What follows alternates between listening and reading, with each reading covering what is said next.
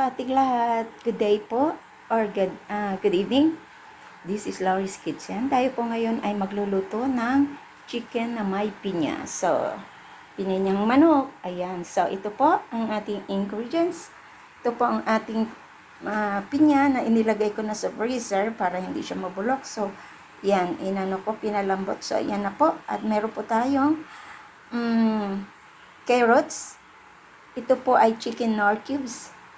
Ito po ay milk. Pwede po kayong maggamit ng gata. So, wala akong gata. So, yan.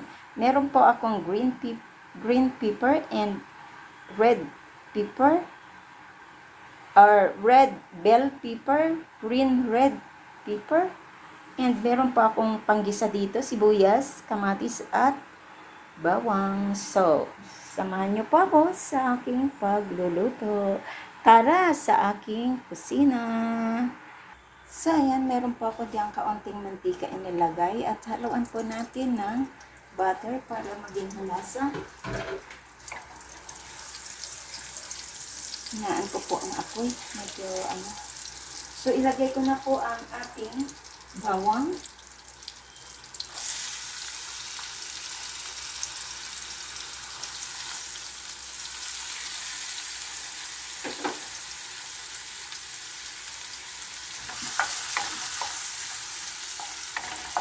And sibuyas.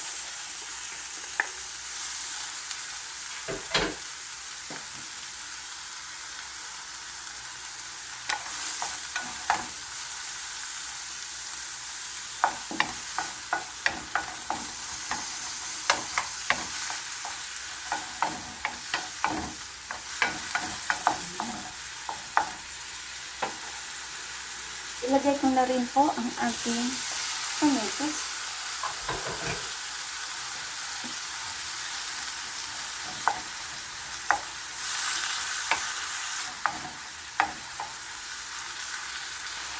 So, ayan.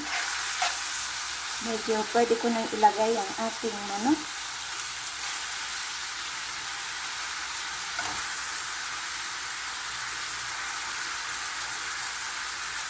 Medyo puro po ito laman.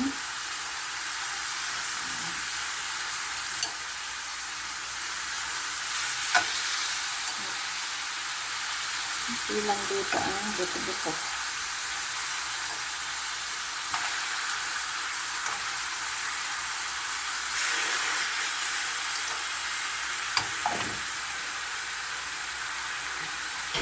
At lagyan ko po siya ng black pepper.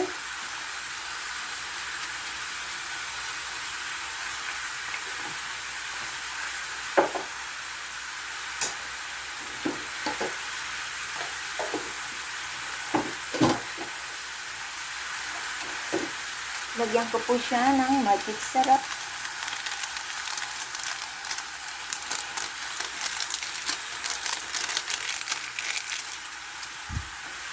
At kaunting patis.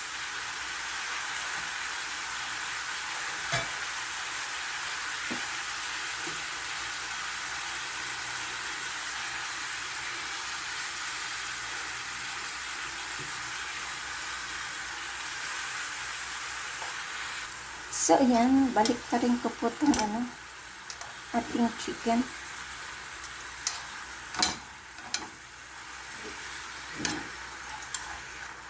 Medyo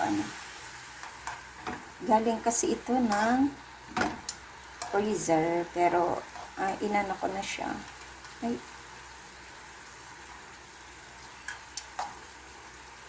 Ayan.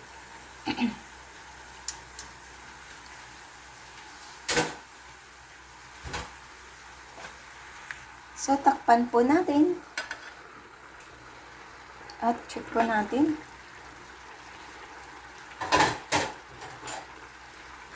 Halo ko po siya.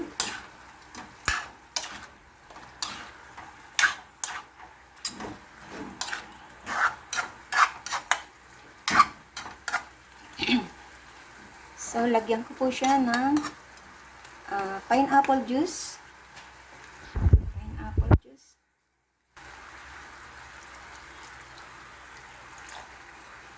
Ayan.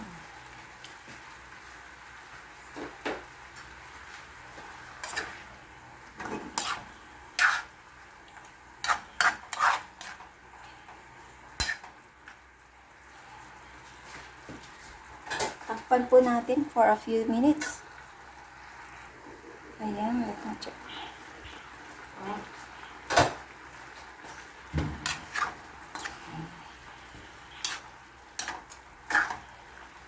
So, ilagay ko na po yung yung ating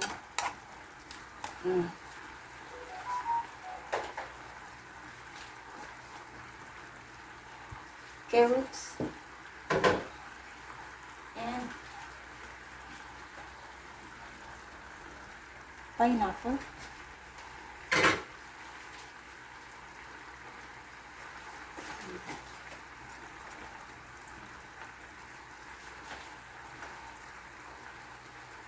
At ilagay ko na din po yung ating gatas.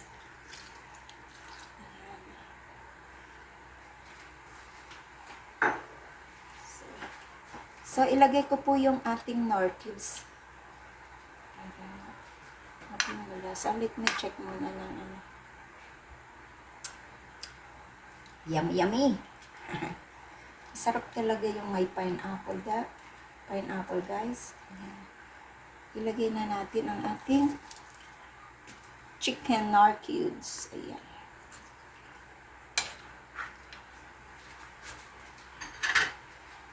So,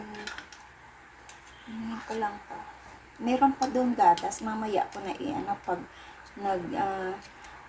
bumaba na yung tubig niya, ilagay ko yung ating what's this? Ang gatas pa ulit.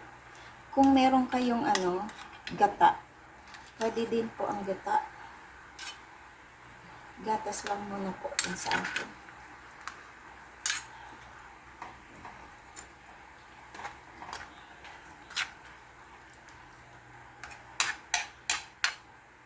Ganda ng kulay niya, diba? Yan. Sarap ng lasa. Ito. Promise. So, takpan po natin, guys. At hanggang maluto. At yung ating gatas sa ating manok. Ayan. Takpan po natin.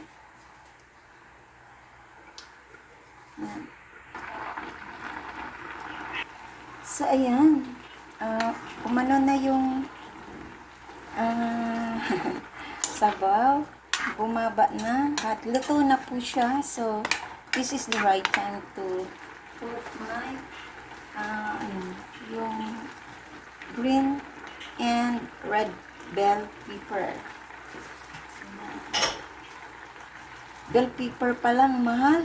Pambihira. Kano yung binayaran ko? 12 lang ang sukli ng 12 lang ang sukli ng 50. Yan. Pero okay lang yan. Tapos ang ating pinya ay medyo din. Okay lang. Basta masarap. Yan. So, yan.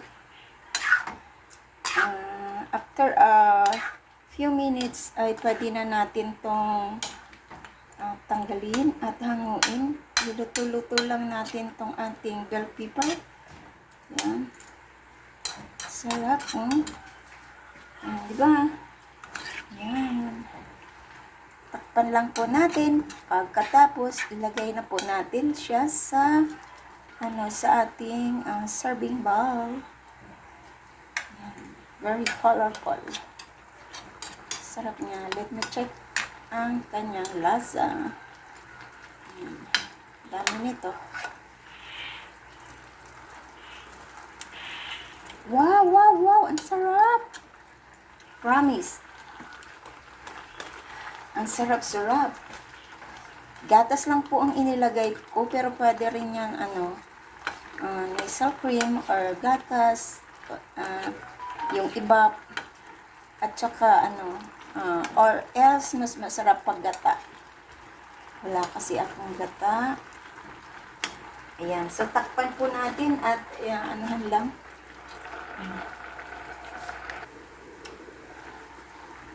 Wow, pwede na natin hawakin ang ating Tuyo na siya.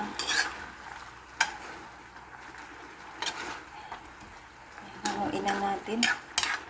Ganda ng kulay, di ba? So, lagay ko na po siya sa ating serving bowl. Ayan.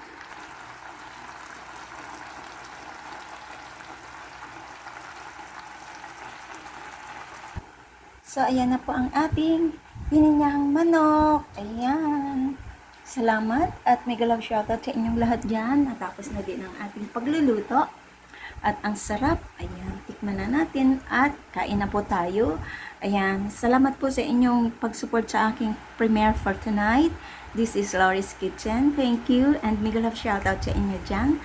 Sa hindi pa po nakasubscribe ng aking channel, please do subscribe and hit the bell button para lagi kayong updated sa aking mga parating na lulutuin.